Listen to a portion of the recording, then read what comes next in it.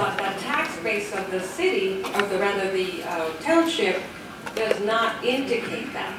So therein lies the problem, and I've articulated that to both the federal education department as well as the state education department. I asked them to assist us with that. That was 2 years ago.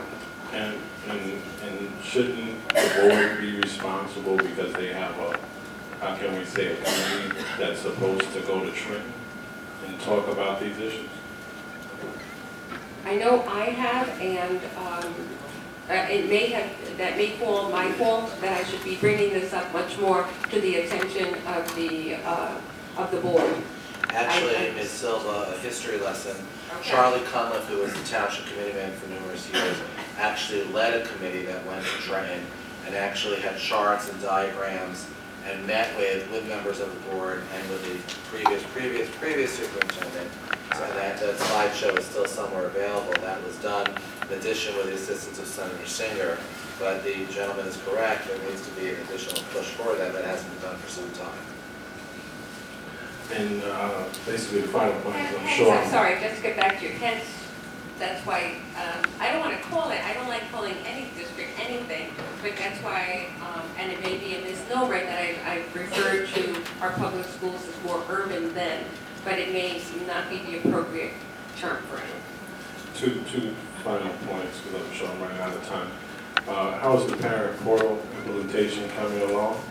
And how, if it's not coming along too good, what are the procedures going to be put in place to get it out? I think we have good news. Jim, want to come up?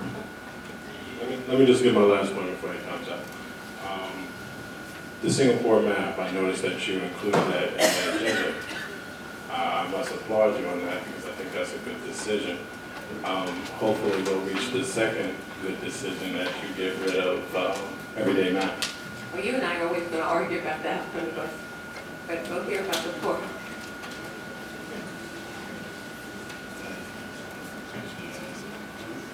Regarding the parent portal, our current student information system has that capability in it. Say it again. Our current student information system, real time, has the capability for the parent portal. And really, as parents, you'd be able to look into attendance and grading. So right now, the schools kind of have to catch up with putting the grades into the system. Attendance is already in there. So as the schools come on board, we'll then slowly discuss opening up the portal. Is there a deadline for the data to be put in by the teachers? Second. That's something that Through the chair. At the school level. Yes. Through the chair. Yeah. So there is a portal or isn't there? There's a portal available. There's nothing behind the portal at this point inside the entrance. So is there a deadline date for the teachers to share all this information in? I would like to talk to the principals as well as the teachers union. Mr. Williams? Because that would be a great idea for the parents to see exactly where their kids are. Ms. Silva, can you present for the next meeting how the portals are going to be utilized? Yes. Thank you. Since apparently, if I understand Mr. Trishada, they're there but not filled in, is that right? Not open? There's no data. All right, Ms. Silva will have a plan made public on next meeting, I assume, about how we can use the portals that are there but not used. Okay. Roxanne Martin.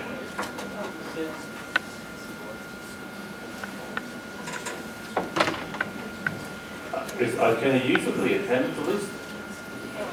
Mr. Pachon? Can the parents at least use it for the attendance? The portal for the attendance, at least the parents will want to know if the child is in school or not in school, even if you don't have the test scores? We have to set it up though, right? By next meeting, there'll be a plan so the public can be very proud of your efforts. You need to move the mic down and say who you are, Ms. Martin. Mrs. Martin, all this modern technology that you bring into the school is great, but not once have I heard books. We need books to teach them, because if the kids don't have stuff at home, how can they use the computers on the modern technology? You need books. And here, okay, your status up there with all those 15% up, 5% then. A third grader, what would you say? Can't spell the word I. Your I. Can't spell it. He's in third grade. He can't spell black. He can't spell purple. His. He can't spell the word his. But this is where all your monitoring technology is coming in. But you're losing something here. What would you suggest to that parent? Third grade, can't spell I. And don't say it's the parent's responsibility. That's why we're paying all this tax money. I have an issue with that. And it's not a funny matter. Are you speaking about someone specific? Yeah, my son. No, but please let's not discuss specific children. Oh, no, I thought you were just making a general statement. Your son can't spell. We're not going to speak about her son. Thank you. Order, please. Order. Continue. So what would you say to that parent? That's not my son. Are there any other questions, Ms. Martin? No. Through the chair, regarding books, I thought we were assured, Ms. Silva, all books are ordered, all books are done, all books are here. The book issue has been put to bed. That is what we've been told, I thought. As I indicated to the public at the last meeting, with the exception of certain books at the high school that were ordered after a review, because we didn't want to get antiquated books. But in terms of all the elementary schools, we have the books necessary. Are we continuing to purchase more and more literature? Yes, we are. With regard to what I would say in terms of spelling, I don't know the specific child or children. All I do know is that one of the things that we are looking at is improving the way that we teach our children to relate to writing. One of the things that I am trying to get across, as well as many of the principals and many of the teachers are already implementing it, is that there has been, throughout the ages, throughout the decades, there has been so much emphasis on the mechanics of writing that the essence of writing hasn't been emphasized. And what I mean by that is that if we have spelling and only spelling without the complement of learning and loving literature, and what I will say to you is that we are trying to improve our exposure to our children for good literature. In reading literature, you learn words and you learn to spell them because you're constantly looking and you're having discussions with the children. So there is the thought that we should have spelling words and we spell them 10 times, write them over and over, and that is one methodology. It has not proven to produce writers. It hasn't proven to produce people who love literature. So it doesn't have to be either or. Kids should spell correctly. So the teacher, one of the things we're looking at now is how are we individualizing? When I went to school, one of the things was you didn't get individualization. You got the spelling words up there, you did the spelling, you got the multiplication table, you got it or you didn't get it. And now what we're looking at is the teachers are beginning to have groups so that the child that doesn't know how to spell will be addressed. That's what should happen. I don't know the particular child. You guys go with the creative spelling technique. Creative spelling is not the thing. You can't create spelling and write a good paper. Oh, the idea is there. But the idea is you can't read it. I mean, you as educators can read it because you can figure it out. Creative spelling. 4.5 minutes. Thank you, I'm done. Larry Simons, I believe, is Larry.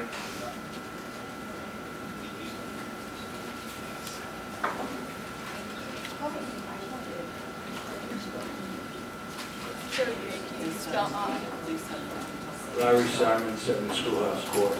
I would appreciate if none of the board members answered my questions until I'm all done, so I could use my 5 minutes. Thank you. Four, excuse me. Okay. Let's start with page number 2. Minutes.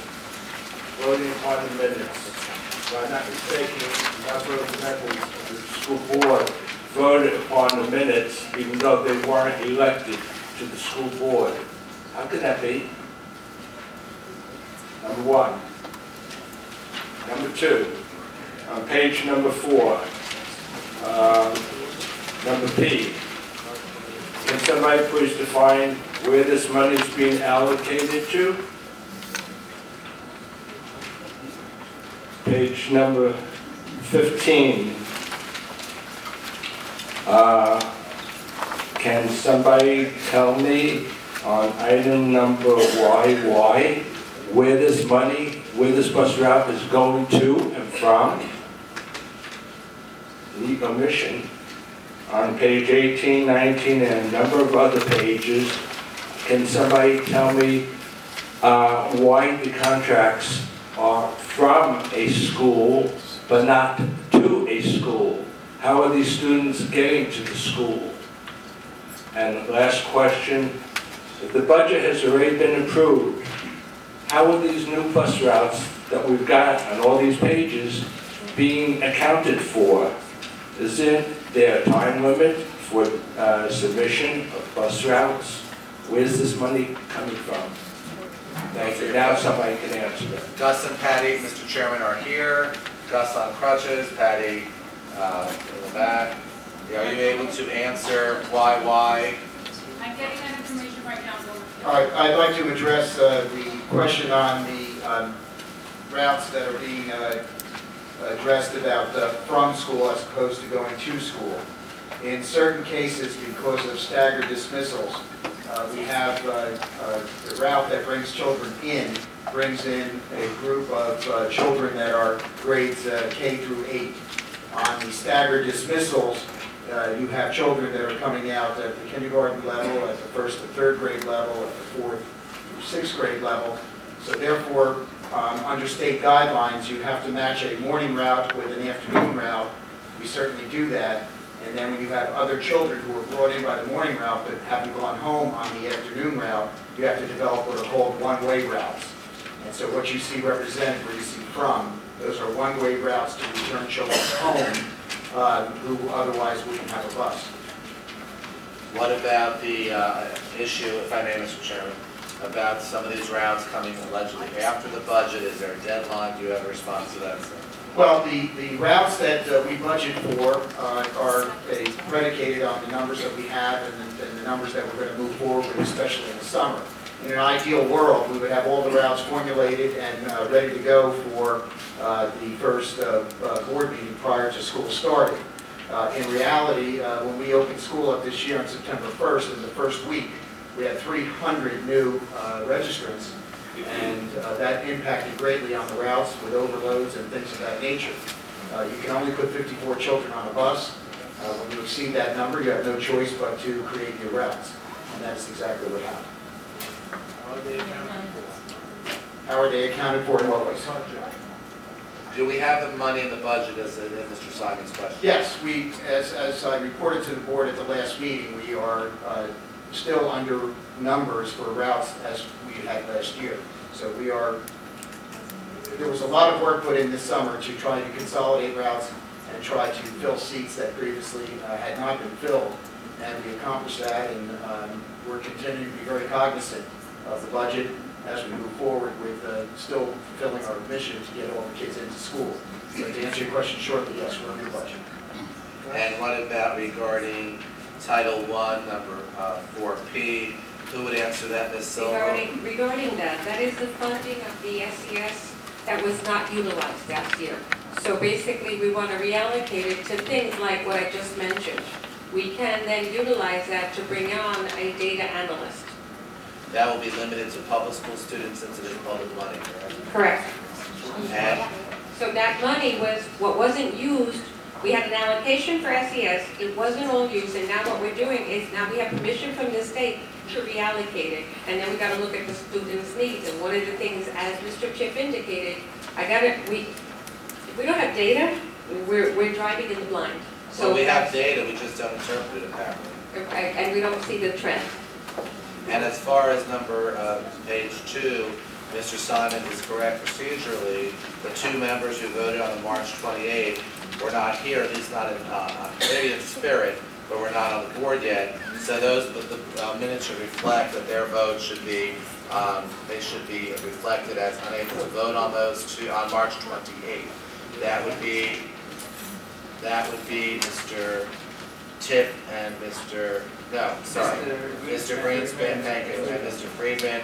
It still passes, it doesn't require 5. And lastly, there was some Patty going upstairs to get some information. I can see her here. So yes, Patty just shared with me what in the transfer of information from our request to go on agenda and what was actually transcribed to the agenda. A line or two was omitted on that particular entry. It's TDY is the school to Space Yaakov, and it was an additional route again for an influx of registrants. Okay, with that being said, you had your answers. No, I did not fully.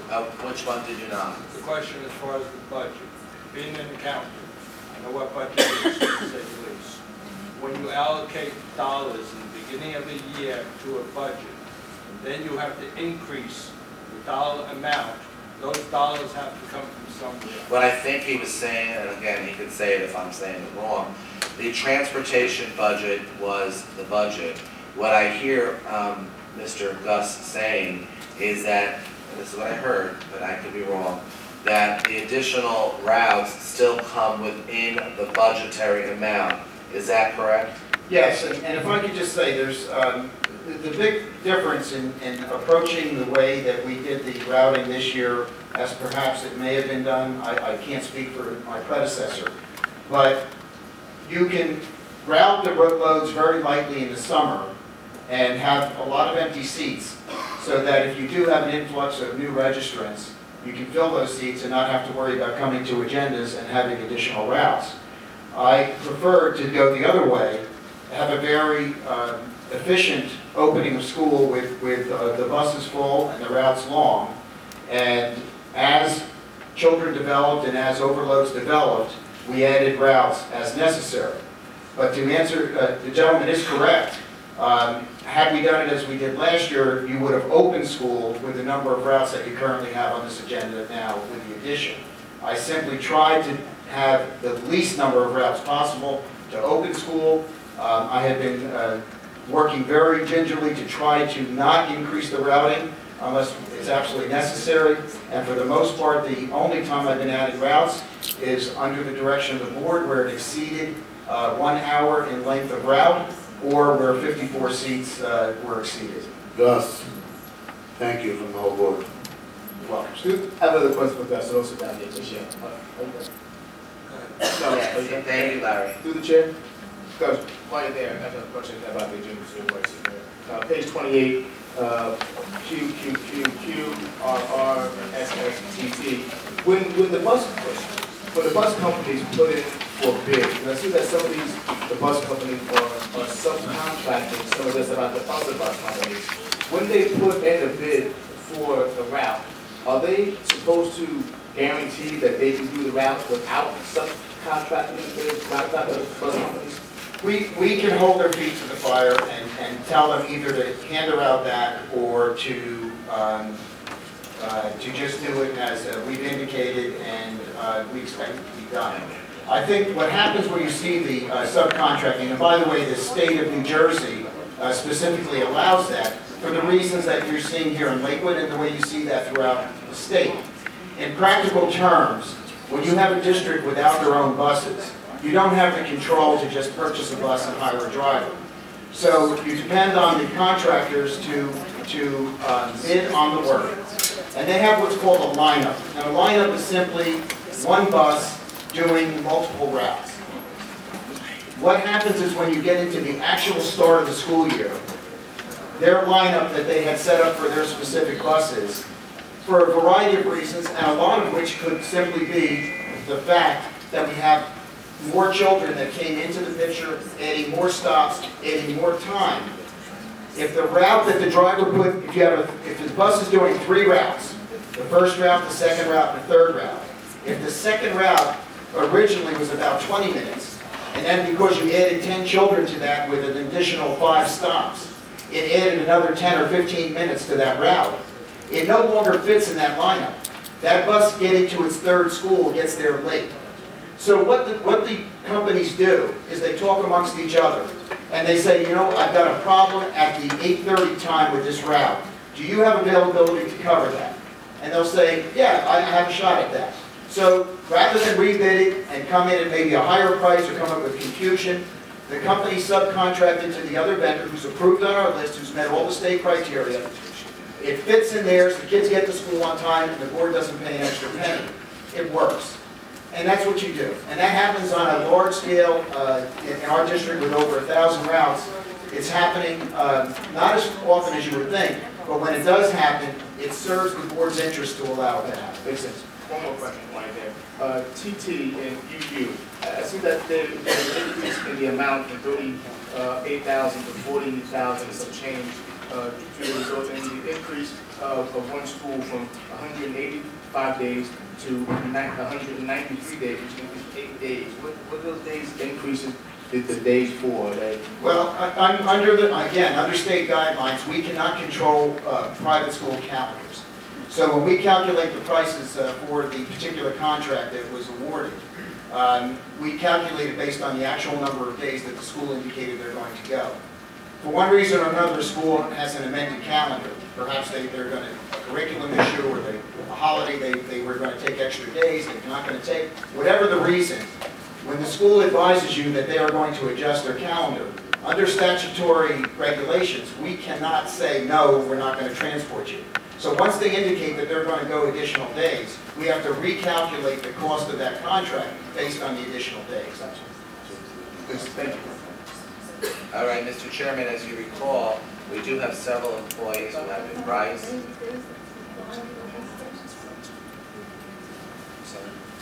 Yes. There are several. Mr. Hobday is going to come and ask you guys for permission to speak. There are several employees who have, just give me a second. There are several employees who have been Rice who are waiting here since 6:30. We do need to go into closed session. They have union representation. They need to, whenever, they should be heard because there are addendums regarding that, and they are here with union representation. We did assure them we wanted to be out at 8 o'clock prompt tonight, so they have to wait. Now we need to, or sometime soon, go back into closed session. We will be taking public action after the closed session, and the closed session should last no longer than 20 minutes. Maybe. Hopefully shorter. And I've now been told by Mr. Williams that Mr. Hobday wants to speak, so that's the choice. We do that after. Through the chair, the student representative was not asked to speak. So, Anthony, come back to speak. Okay, so we'll be back. School tomorrow. I know, the past 2 times, I asked you to speak first because I expect you to leave because you have school the next day. Instead, you stayed the whole time till 11:30. I didn't think that there's no reason to let you speak at the beginning because by you letting you speak, if we go back later in there, and you're anyways not going to school. If you tell me you leave right after you speak and you have to go to school, I'll let you speak after Mr. Hobday. So Mr. Hobday, apparently you're being allowed to speak now, so take that and run. Thank you, Mr. President. I appreciate that. Good evening, Mr. President, board professionals, and Mr. Johnson. I'm glad to see you're here this evening. I wish I would have gotten an opportunity to hear you speak. You didn't speak yet. But thank you very much. You didn't speak yet. Oh, I'm sorry. I was late because of township meeting. And I meant I lost Bill, don't waste to hear him speak. So he didn't speak yet. Oh. Smart words. He's waiting for you. I'm just a little bit concerned. I understand, yes, we've ordered them. They're going to be here. And I think I heard perhaps the teacher will, the students will help us learn how to do that. I Googled it. I had some time. All of the information I can gather from there says it's an interactive device with a steeped-in software behind it, and the person that is running it better know how to do it.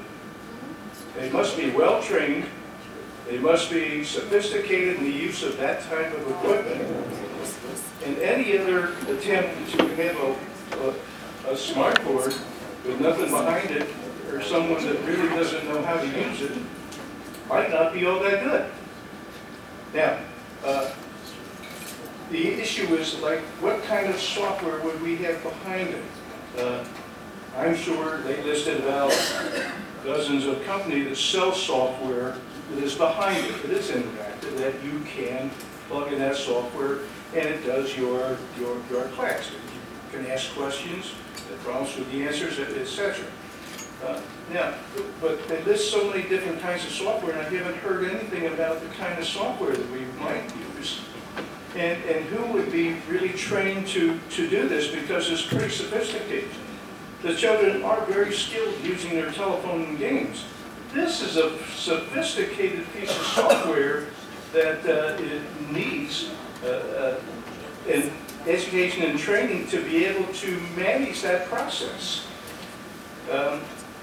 Do we have any, I guess after all that, the question is, do we have anyone in training or about to be trained on the use of selecting the software, how the application will work, what is it intended to be used for, to what degree, is it just in high school, is it throughout the middle school also?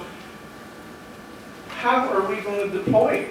And how do we know that we're going to be happy with it using it? We can't put a smart board up there and say, isn't that smart? You have to put something behind it, including the education of the person that's going to use it, training with the people that are going to receive that education, and somebody to manage that process. We are getting more sophisticated, but we better have people that are just sophisticated to run it. Thank you. I hear a sense of disbelief. Our teachers will learn how to use it. They're training. We can't buy, it would be unconscionable to buy a piece of machinery and we don't have the training. So we have the requisite training coming up. And one of the things that, unlike a chalkboard, which is one-dimensional, and one of the things that can happen, I've seen teachers use it for art. It's phenomenal, and the children love it, and both the teacher and the kids are interacting with this. So the piece of equipment itself, I would dare say, is the way we have to go. Now, in terms of training, that's going to take place.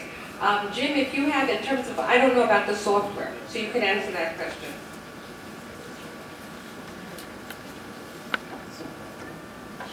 Just another note on the training. I agree wholeheartedly. We wouldn't bring new technology in place without the proper professional development. So with the smart boards, we're going to be bringing in what they call an academy training.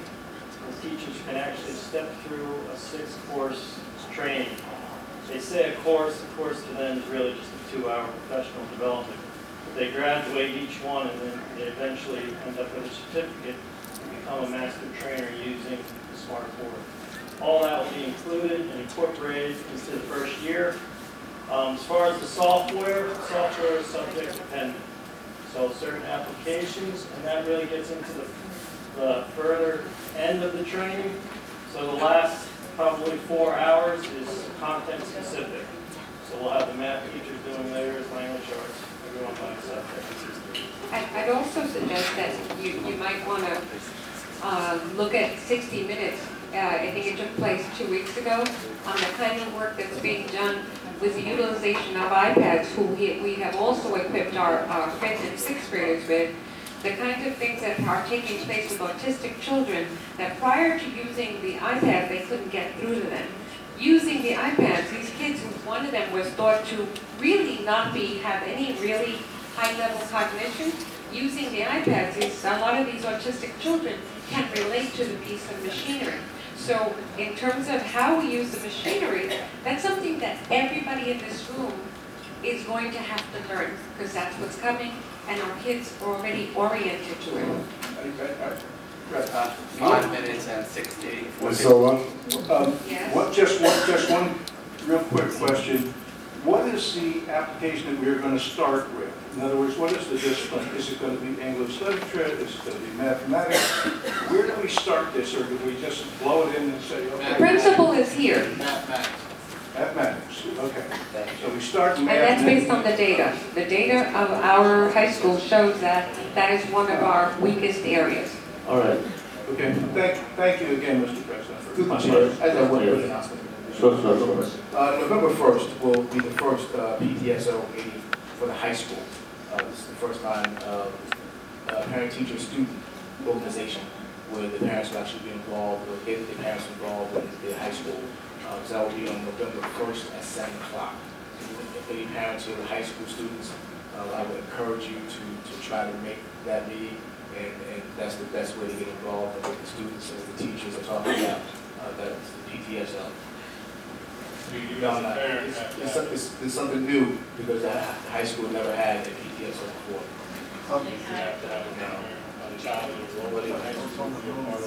What room That usually helps. Yes. Room number what? It's room B101 and it's on the website. Room, and it is on the website, hopefully easily found.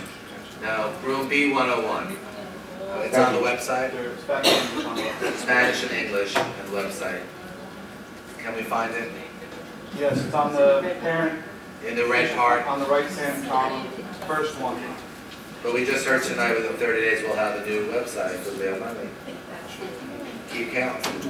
Okay, what are we doing, Mr. Chairman, because we have an employee? Mr. Sim would like to go to sleep early to be here tomorrow at school on time.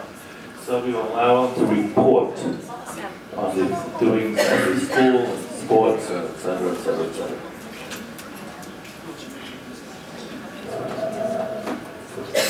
Good evening, everyone. Excuse me. So nice to see you all tonight. I have a couple of things that I can read that's been happening at the high school since our last meeting on the 3rd.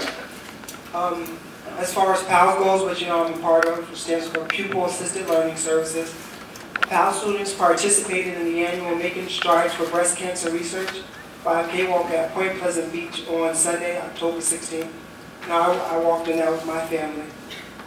There were about 14,000 people walking to support the event, and as a class, PAL was able to raise $1,282 this year to donate to the breast cancer research.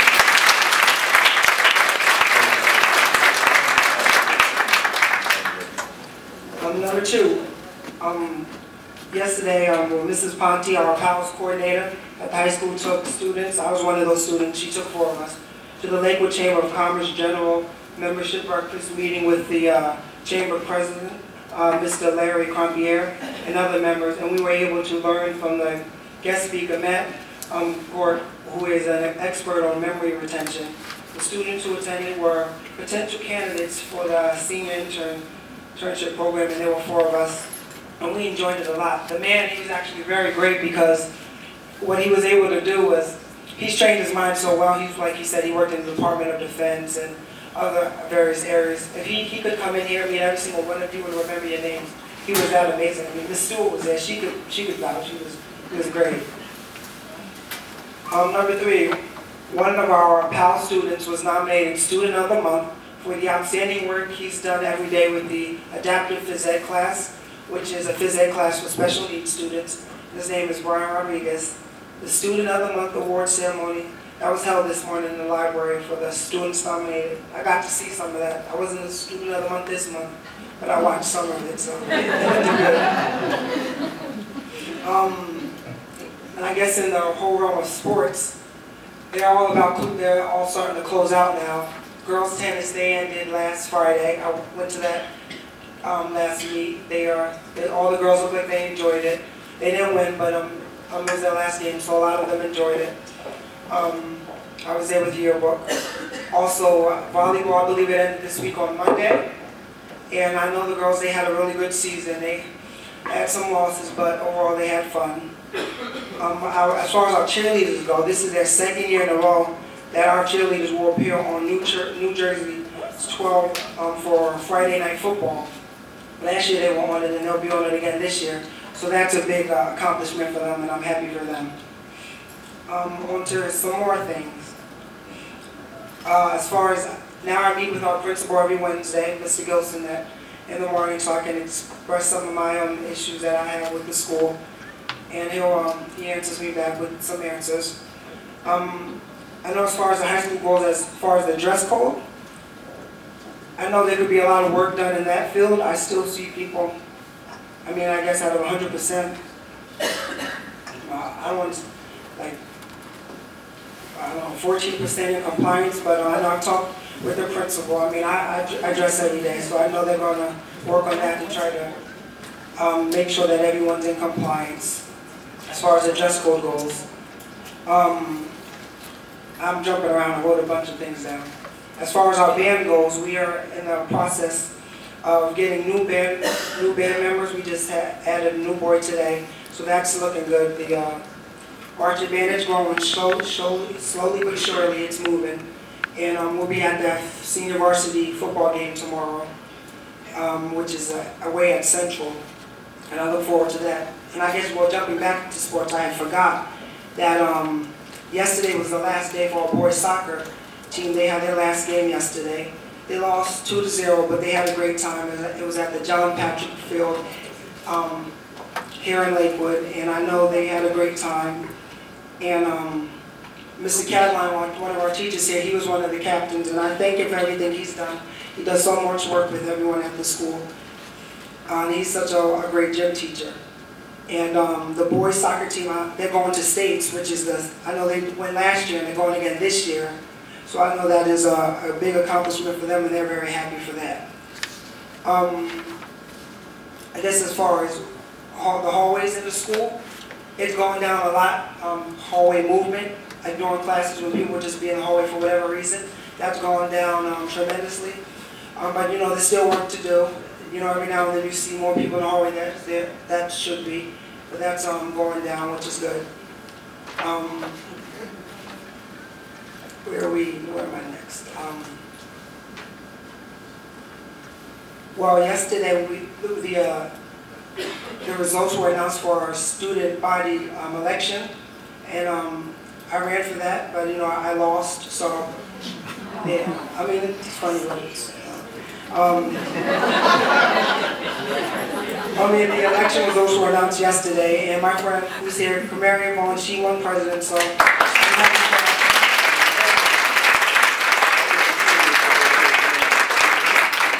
since she's the new student body president, I guess this is my last meeting. She'll take this seat and continue where I left off, which is great.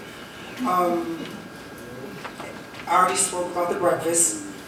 And I know it was already said, but yes, November 1st is the first first meeting at the high school, which I'll be at. I thank Mr. Cataline for starting that phys ed teacher at the high school, because I know that's desperately needed, so there's more communication as far as teachers and students and parents is concerned.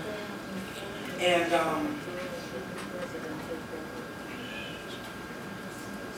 I know when this is a concern of mine, when the Department of Education for New Jersey came, I know I told the principal, I never got a chance to see any of them, which bothered me. I know they walked through the school, and I mean, I just see they're all educators. And I guess you could speak to another educator and get their opinion, but to really get a full feel of what's happening, you need to speak to the students. I'm a bit upset that I didn't even get to see them or speak to them. I guess the next time I'll be looking forward to speaking to them.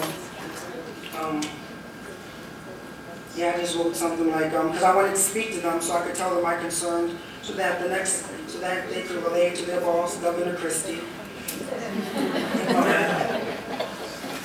And I think,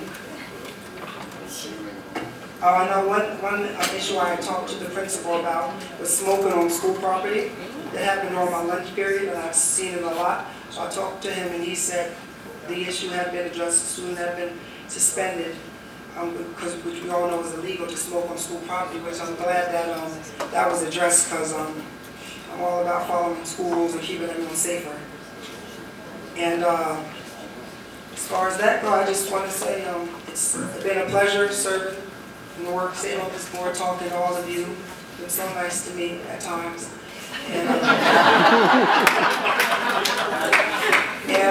I'm grateful, and I thank you all for your time. Everyone, have a good day. Thank you.